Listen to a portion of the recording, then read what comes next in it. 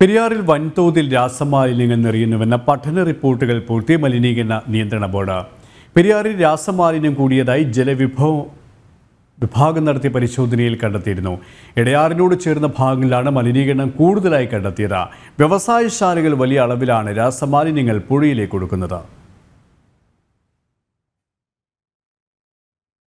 ഏലൂർ പാതാളം regulator ബ്രിഡ്ജിന്റെ ഷട്ടറുകളുടെ മേൽത്തട്ടിലും താഴെത്തട്ടിലുമുള്ള ജലത്തിന്റെ സാമ്പിളുകളായിരുന്നു ശേഖരിച്ചിരുന്നത്.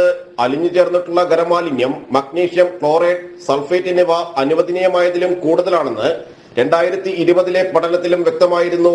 TDS പരിധിയുടെ 25 ഇരട്ടിയും ക്ലോറൈഡ് 35 ഇരട്ടിയുമായിരുന്നു.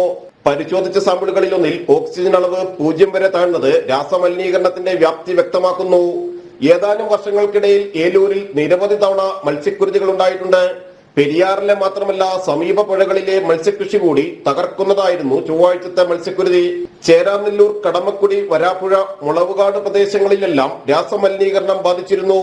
വ്യവസായശാലകളിൽ നിന്നും പെരിയാറിലേക്കുള്ള മാലിന്യമൊഴുക്ക് പൂർണ്ണമായും തടയണമെന്ന് 2022 ഹരിത ട്രിബ്യൂണലും ഉത്തരവിട്ടിരുന്നതാണ്. ഒരു വർഷത്തിനകം ഇത് നടപ്പാക്കണമെന്ന ഉത്തരവും നടപ്പായില്ല. പെരിയാറിന് സമീപമുള്ള വ്യവസായശാലകൾ മാലിന്യം തള്ളുന്നത് തടയുകയും നടപടിയെടുക്കുകയും ചെയ്യേണ്ട മലിനീകരണ നിയന്ത്രണ ബോർഡ് പഠന റിപ്പോർട്ടുകളും പൂഴ്ത്തുകയാണ്.